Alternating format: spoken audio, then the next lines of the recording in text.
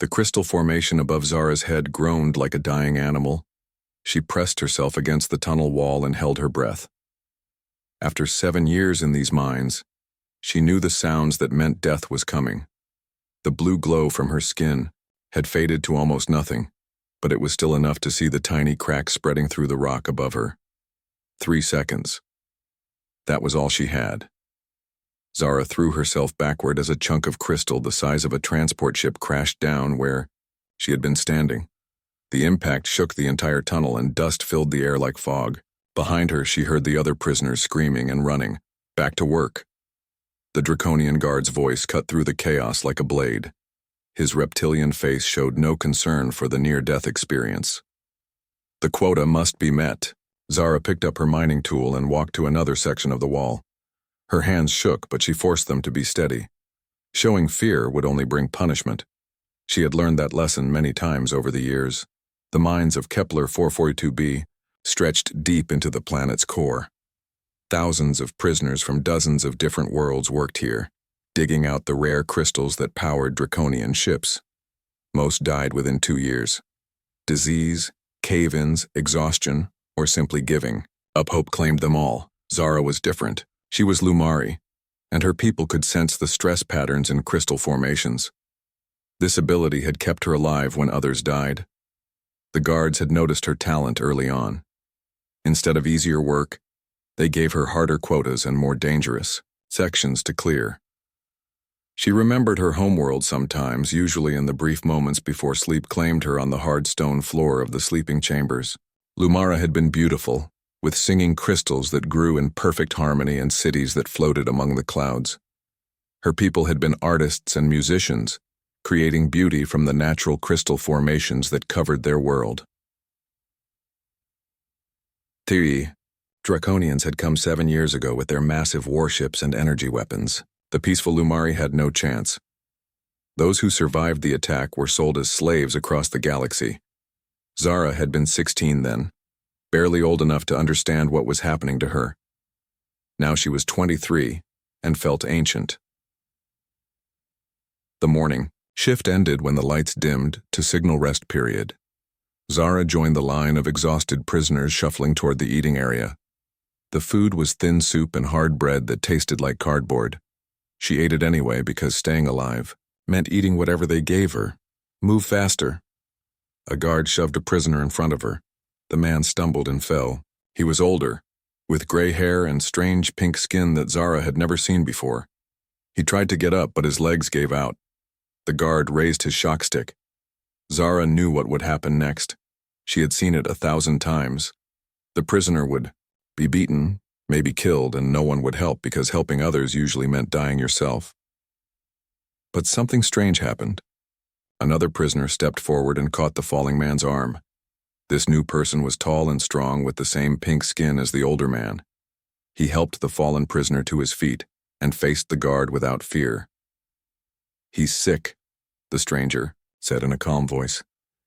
"Give him a moment to recover." The guard snarled and raised his shock stick toward the newcomer. "You dare give me orders, slave?" "I'm asking for basic decency," the stranger replied. "Something your people seem to have forgotten." Zara watched in amazement. No one talked back to the guards. It was suicide. But this prisoner stood his ground, like he was made of the same crystal she mined every day.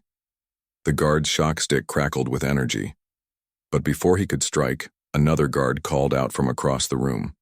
There was some problem with the ventilation system that needed attention. The first guard spat on the ground and walked away, leaving the two strange prisoners alone.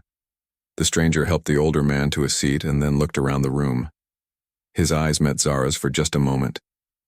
In that brief contact, she saw something that made her heart skip. She saw determination. She saw anger. Most importantly, she saw hope. Hope was dangerous in the mines. Hope made people do stupid things like try to escape or fight the guards. Hope got people killed.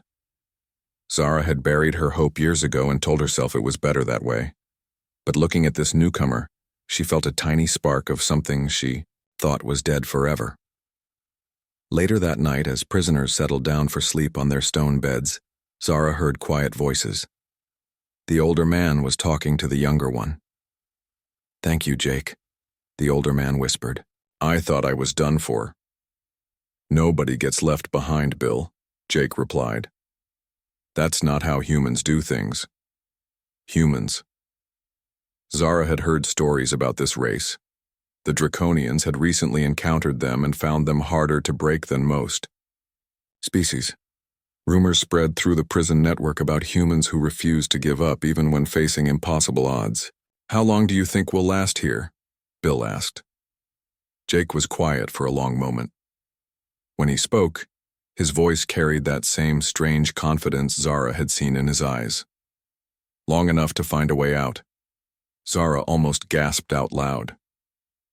Escape. Talk was forbidden. Prisoners who even whispered about escape disappeared forever, but Jake said it like he was talking about the weather. "You really think there's a way?" Bill asked.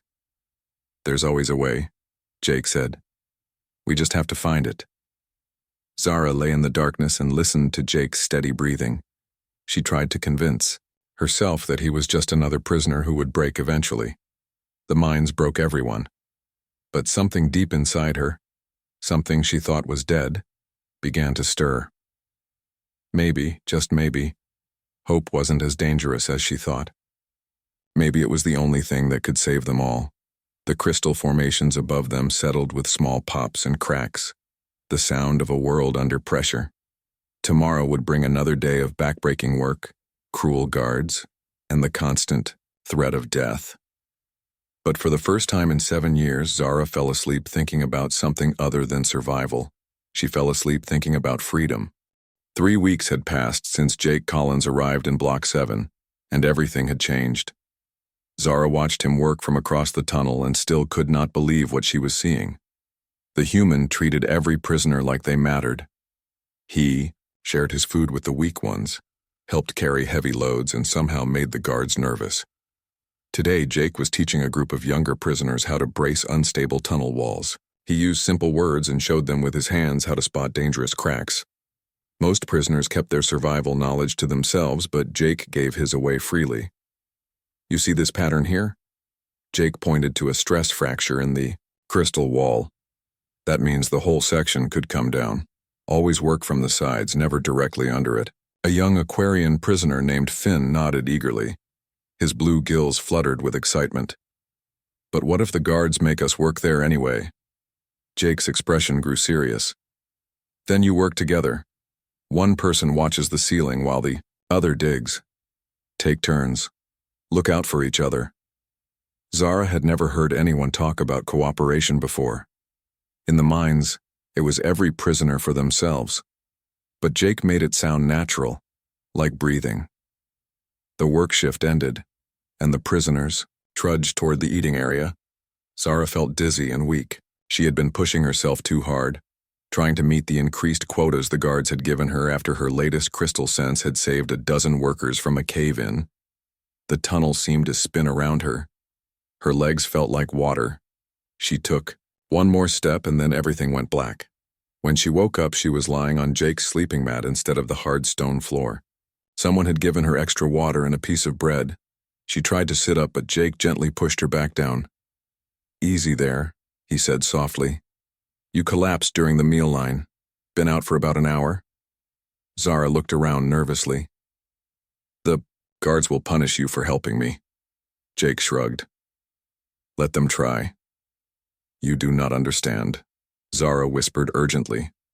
"They will beat you. Maybe kill you. Why would you risk that for me?" Jake was quiet for a moment.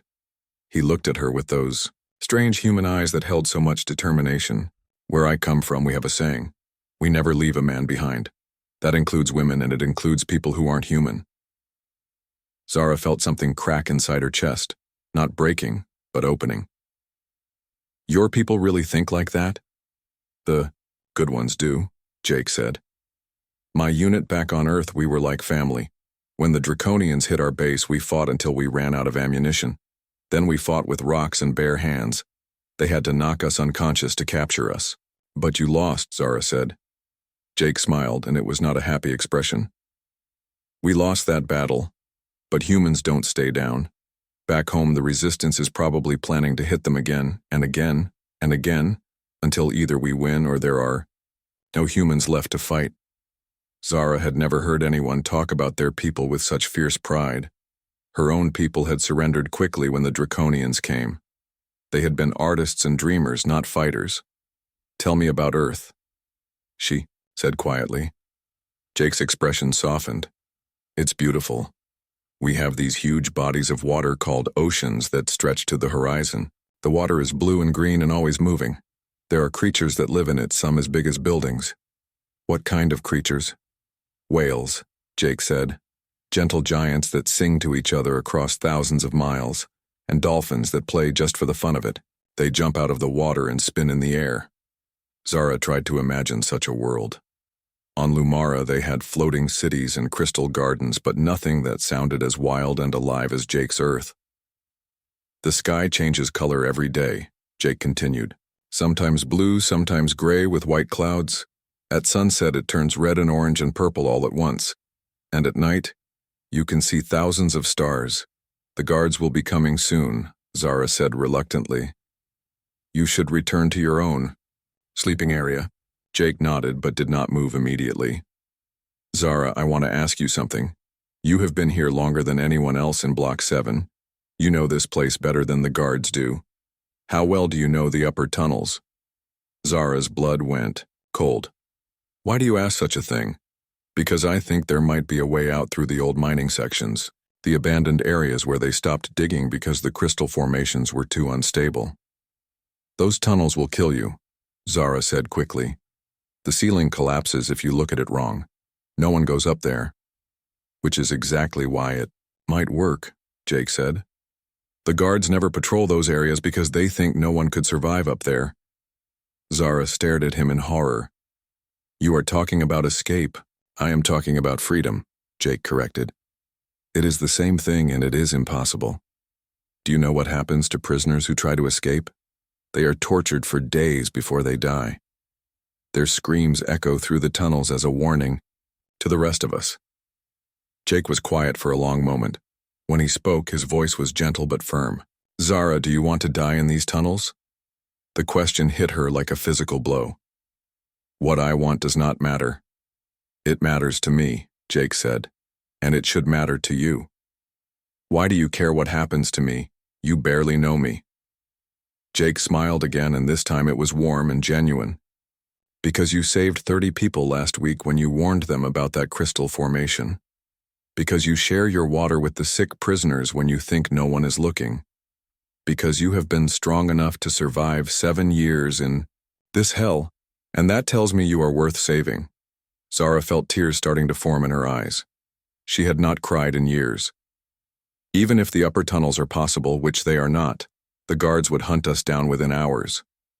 "Maybe," Jake said, "but maybe not. I have been watching the guard rotations, studying their patrol patterns. I know their weaknesses. You have been here 3 weeks. Sometimes that is all it takes," Jake said. "Fresh eyes can see things that people who have been here too long might miss." Zara wanted to argue with him, but something in his voice stopped. He was not speaking from desperation or madness. He was speaking from knowledge and careful planning. "Think about it," Jake said as he stood up. "That is all I ask. Think about what you want your life to be." He walked back to his own sleeping area, leaving Zara alone with thoughts she had buried years ago. She touched her chest where she felt that crack, that opening. For the first time since her capture, she allowed herself to think about tomorrow as something other than another day of survival. She thought about freedom. Jake moved through the tunnels like a ghost, mapping every corridor and counting every guard. Zara watched him work during their shifts and wondered how someone could learn so much so quickly. He had memorized the entire layout of Block 7 in just 1 month, something that had taken her years to fully understand. But Jake was not working alone anymore. Slowly, carefully, he had begun building a network of trusted prisoners. There was Kex, a 4-armed Zenthari who had been an engineer before the Draconians destroyed his homeworld. His people were natural builders, and he understood structural weaknesses better than anyone. Mora was another recruit, an elderly Felician whose cat-like senses could detect guard movements from 3 tunnels away. Her gray fur was patched with scars. But her yellow eyes were sharp and intelligent. She had survived 4 years in the mines by being smarter than everyone else. The power grid is the key, Jake explained during one of their secret meetings in an abandoned storage chamber. The Draconians rely too much on their automated systems. If we can knock out the main generator during shift change, we will have maybe 20 minutes before backup power comes online. Kex examined the rough diagrams Jake had drawn in the dust. The primary power conduit runs through the central support pillar, but it is heavily shielded. Not against an electromagnetic pulse, Jake said. I can build one using components from the mining equipment. The trick is getting close enough to the conduit without being seen. Zara felt her stomach twist with fear and excitement. What about the upper tunnels? Have you found a route to the surface? Jake looked at her seriously. That is where I need your help. Your crystal sense is the only thing that can guide us through those unstable formations. Without you, we are walking into a death trap. The weight of responsibility pressed down on Zara's shoulders. These people were trusting her with their lives. After years of thinking only about her own survival, the idea of being responsible for others terrified her. I have mapped the safest route I can find, she said quietly. But safe is relative when dealing with formations that could collapse at any moment. We could only move in single file, and any loud noise might bring the entire ceiling down. How many people could make the journey? Mora asked. Zara considered carefully. Maybe 40, if we move in small groups and time everything perfectly. More than that, and we risk triggering a cascade collapse. Jake nodded. 40 people is a good start. Once we reach the surface, we can come back for others. If we reach the surface, Zara corrected. When we reach the surface, Jake said firmly. I told you before there is always a way, but not everyone in their growing group shared Jake's confidence. Finn, the young Aquarian who had been eager to learn Jake's tunnel safety techniques, approached Zara during the meal period looking nervous. Are you really going to try this crazy plan? He whispered. Zara glanced around to make sure no guards were listening. Jake believes it can work. Jake is human, Finn said. Humans do not think like the rest of us. They take risks that no sane person would consider. Maybe that is why they survive when others give up, Zara replied. Finn shook his head. This is not survival. This is suicide. And if you are caught, they will torture you for information about the others. Zara felt a chill run down her spine. She had not considered that possibility. What are you saying? I am saying maybe there is a better way, Finn said. The guards sometimes offer rewards for information about troublemakers, extra food, easier work assignments, even medical care. Zara stared at him in horror. You would betray us? I would save lives, Finn said, including yours. Turn Jake in before this goes too far, and maybe the guards will be merciful. You do not know Jake, Zara said firmly. He would never reveal the others no matter what they did to him. Then he will die for nothing, Finn said, and so will everyone who follows him. That night Zara could not sleep. Finn's words echoed in her mind, mixing with her own doubts and fears. Was Jake's plan really possible, or were they all walking toward their deaths? She found herself thinking about her homeworld again, about the crystal gardens and floating cities that no longer existed. The Draconians had destroyed everything beautiful her people had ever created. Maybe dying while fighting, for freedom was better than living as a slave forever. The next morning brought terrible news. Jake was gone. Guards had come for him during the night shift, dragging him from his sleeping area while most prisoners were too exhausted to notice. Word spread quickly through the tunnels that he was being held in the punishment cells deep below, Block 7. Someone betrayed him, Keck said grimly during the work period. The guards knew exactly where to find him. Zara felt sick. She looked around for Finn but could not see him anywhere. When the meal period came, she learned why. Finn was eating with the guards in their private area, enjoying fresh food and clean water while the other prisoners got their usual thin soup. He sold us out, Mora hissed. The cowards sold us all out for a full belly. What do we do now? Asked another prisoner. Everyone looked at Zara. Somehow, without planning it, she had become the leader of their small rebellion. The weight of that responsibility felt heavier than all the crystal she had ever mined. "We continue with the plan," she said quietly. "Without Jake?" Kex asked. "He was the one who understood the power systems." "Then we learn," Zara said. "Jake showed us the basics. We figure out the rest." "They will torture him," Mora said. "He might tell them everything." "He will not," Zara said with absolute certainty. "I have watched him for weeks. Jake Collins would die before betraying his friends." For 3 days, they heard Jake's screams echoing up from the punishment cells. The sound made every prisoner in Block 7 flinch and look away from each other. But Jake revealed nothing. No guards came for Kex, Mora, or any of the others. On the 4th day, the screaming stopped. Zara felt a piece of her heart break. She had begun to believe that maybe, with Jake's help, freedom was possible. Now he was probably dead, and their plan had died with him. But that evening, as the prisoners shuffled back to their sleeping areas, Zara heard a familiar voice whisper her name. She turned around and saw Jake leaning against the tunnel wall. He was bruised and bloody, barely able to stand, but his eyes still held that stubborn determination that had given her hope. "Did you miss me?" he asked with a weak smile. Zara rushed to his side and helped support his weight. "How did you escape?" "Turns out the punishment cells have the same structural weaknesses as the rest of this place," Jake said. "I convinced a support beam to fall in just the right way."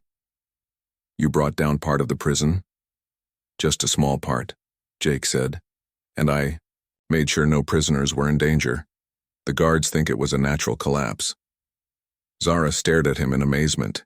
Even after days of torture, Jake had been planning and fighting back. "So," Jake said as she helped him walk toward his sleeping area, "are you ready to get out of here?"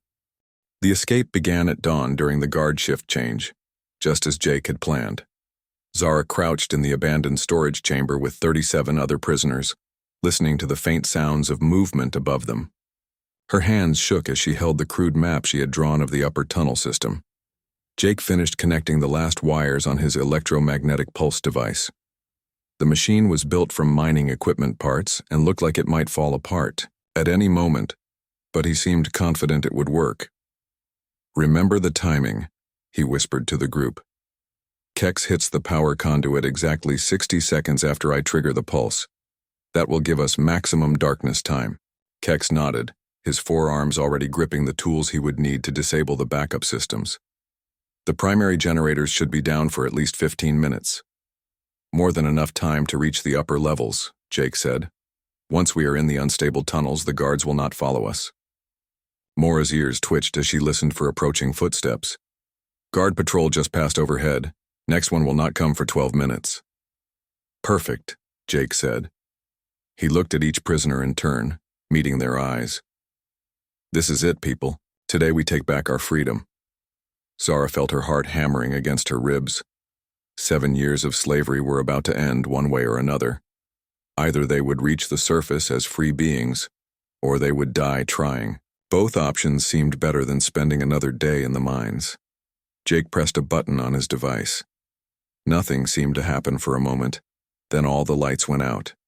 Emergency systems kicked in immediately, but they only provided dim red, lighting instead of the usual bright white. In the confusion of sudden darkness, Jake led them out of their hiding place. The corridors were chaos.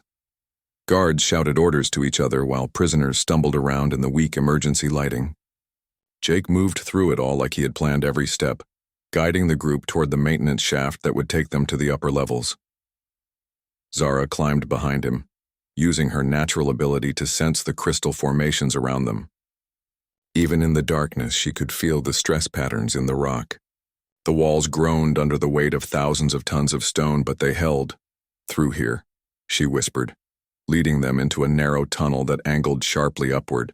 "Stay close together and do not make any loud sounds." The tunnel was barely wide enough for one person. Prisoners had to crawl on their hands and knees through sections where the ceiling dropped low.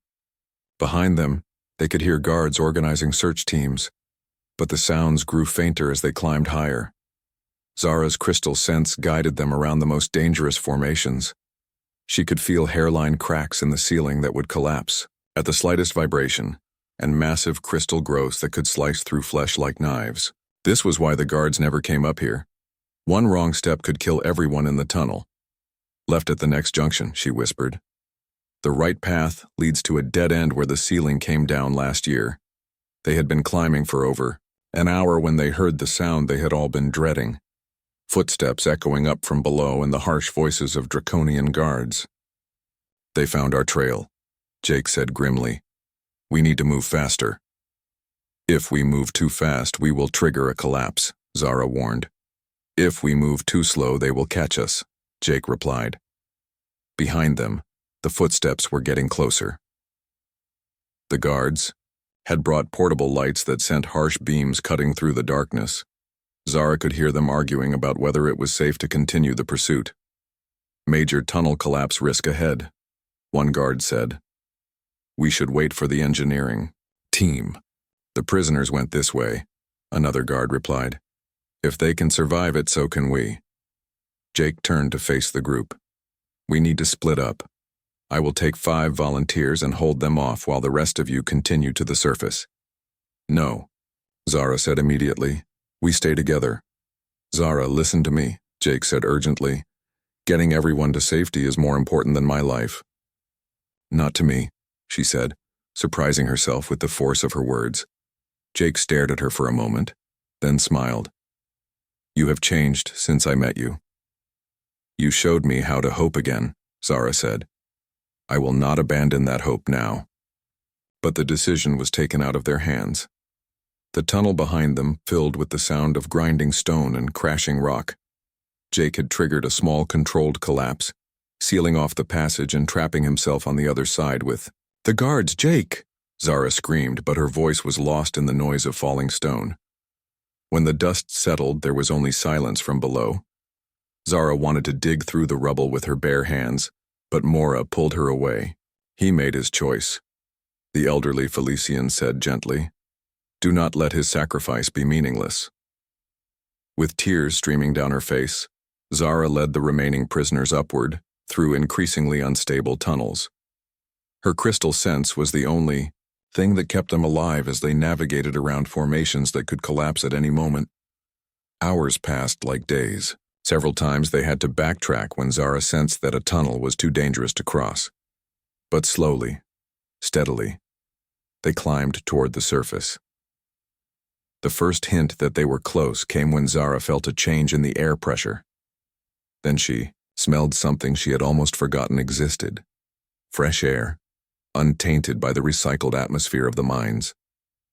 There, she whispered, pointing to a faint glow ahead of them. Sunlight. The group moved faster now, driven by the promise of freedom.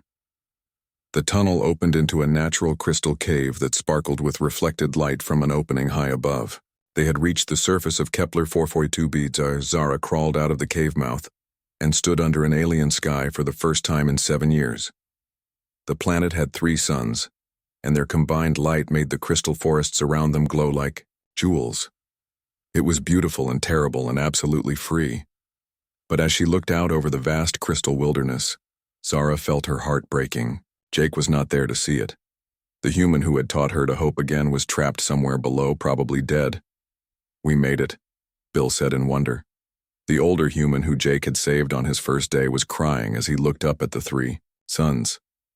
37 people, Mora said. Jake would be proud. Zara wiped the tears from her eyes and looked back at the cave entrance. This is not over, she said firmly. We are going to find a way to come back for the others. The guards will be watching the upper tunnels now, Kex pointed out. Then we will find another way, Zara said. Jake showed us that there is always another way.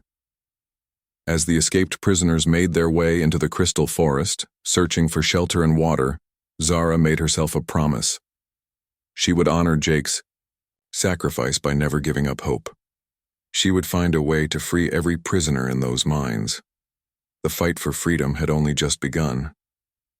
3 weeks after the escape, Zara had learned to live in the crystal forests of Kepler 442b. Her natural abilities allowed her to find safe paths through the maze of sharp formations, and she had taught the other survivors how to harvest water from the morning dew that collected on the crystal branches. The group had made camp in a deep valley where the crystal growths formed a natural shelter from the search patrols that flew overhead daily. Draconian ships circled the area constantly, but their sensors could not detect life signs through the dense crystal formations. Zara was teaching Bill how to identify edible crystal fungi when she felt something that made her stop breathing. Her crystal sense was picking up movement in the caves below their camp, but it was not the random shifting of unstable rock. Someone was moving down there with purpose. "Stay here," she told the others. "Keep quiet no matter what you hear." She made her way down into the cave system, following the vibration she could sense through the crystal formations. The deeper she went, the stronger the feeling became. Someone was definitely moving through the tunnels below, and they knew how to avoid triggering collapses. Zara found him in a hidden chamber that had been carved from natural crystal walls centuries ago. Jake was sitting against the wall, injured and exhausted, but very much alive. His clothes were torn and bloody, and one arm hung at an awkward angle, but his eyes still held that stubborn determination she had come to love. "Miss me?" he asked with a weak smile that was exactly the same as the day they first met. Zara ran to him and threw her arms around his neck, not caring about his injuries. "I thought you were dead." "Takes more than a few tons of rock to stop a human," Jake said, though his voice was strained with pain. "The collapse opened up an old tunnel system. Took me a while to find my way out." "How did you find us?" Zara asked. Jake pointed to a collection of crude electronic parts scattered on the cave floor. "Built a signal detector from mining equipment I salvaged. Been tracking the draconian search patterns to figure out where they were not looking." Zara stared at the makeshift device. "You built that while injured and alone in the caves?" "Had a lot of time to think," Jake said. "And I had motivation. Could not let my people down." "Your people?" Jake looked at her seriously. "You, Bill, Mora, Kex, everyone who made it out. You are my people now." Zara felt that familiar warmth in her chest, the feeling she had learned to recognize as hope, but there was something different about Jake now. Something in his expression that made her think he had more news to share. "What else did you discover down there?" she asked. Jake's smile grew wider. "Remember when I told you the human resistance was still fighting? Well, I was right." He gestured to another pile of salvaged equipment. "I picked up human radio signals 2 days ago. A fleet is on the way." Zara's heart leaped. "How many ships?" "Enough," Jake said. "And they are not just coming for me and Bill. Word about our escape has spread through the prison networks on 12 different worlds. Other slaves are fighting back now thanks to what we started here." Over the next few days, Jake worked with Zara and the other survivors to prepare for the arrival of the human fleet. Using his knowledge of draconian mining operations and Zara's detailed understanding of the facility layouts, they created a complete intelligence package that would help the humans plan rescue missions across multiple star systems. "The key weakness is always the power grid," Jake explained to Zara as they worked together on tactical plans. "Every draconian facility has the same basic design. Hit the primary generators during shift change, and you have a window to extract prisoners." "But what about the guards?" Zara asked. "Humans fight differently than other species," Jake said. "We do not just raid and retreat. We come in force and we stay until the job is done." When the human ships finally arrived, Zara was amazed by their size and power. The lead vessel was called the Liberty, and it carried weapons that could crack planets. But what impressed her most was the way the human crew treated the rescued prisoners, not as conquered enemies or grateful refugees, but as equals who had earned their respect. Captain Lisa Rodriguez met with Jake and Zara in the ship's briefing room. She was a compact woman with steel gray hair and eyes that reminded Zara of Jake's, determined and uncompromising. "Your escape triggered uprisings on 17 different prison worlds," Captain Rodriguez told them. The Draconians are scrambling to contain the rebellions, which means their forces are spread thin. Perfect time for a coordinated strike, Jake said. Exactly, the captain replied. But we need someone who knows the prison systems from the inside. Someone who can guide our teams through the most dangerous facilities. Zara realized they were both looking at her. You want me to go back into the mines? Not as a prisoner, Captain Rodriguez said. As a liberation specialist. Your crystal sense and knowledge of draconian facilities would save thousands of lives. Jake leaned forward. It would be dangerous work, more dangerous than anything you have done before. But it would also mean freedom for every slave in Draconian space, Zara said quietly. Eventually, yes, Captain Rodriguez confirmed. Zara thought about the prisoners still trapped in Block 7, still digging crystals under the harsh lights and cruel guards. She thought about the thousands of other slaves across the galaxy who had never met a human like Jake, who had never learned that hope was possible. I will do it, she said. Jake smiled at her with obvious pride. I hoped you would say that. We will do it together, Zara corrected. If you think I am going back into those places without my favorite human engineer, you are mistaken. 6 months later, Zara stood on the bridge of the Liberty wearing the blue uniform of the Human Allied Liberation Front. The rank insignia on her collar marked her as a tactical advisor, the first non-human to hold such a position in the human fleet. Through the view screen, she could see the mining world of Zarion 7, where 3,000 prisoners were being held in conditions even worse than Kepler 442b. In 1 hour, human strike teams would hit the facility and liberate every single slave. Jake stood beside her at the tactical station, his own uniform bearing the insignia of a senior combat engineer. His broken arm had healed perfectly and his determination burned as bright as ever. Nervous? He asked quietly. Excited, Zara replied. We are about to give 3,000 people what you gave me. What did I give you? Zara turned to look at him, this human who had taught her that hope was not dangerous but essential, that freedom was not a dream but a right worth fighting for. You gave me back my future, she said. On the view screen, the first human dropships were launching toward Zarion 7. In the Liberation Fleet's cargo bays, medical teams and counselors waited to help former slaves take their first steps toward new lives. And in the tactical center, a human engineer and a Lumari crystal singer worked side by side, planning the next mission in their war against slavery. The fight for freedom would continue until every prison world was empty and every slave was free. And leading that fight would be the most unlikely partnership in the galaxy, a species that never learned to give up, and an alien woman who had learned that hope, once kindled, could light the way to victory.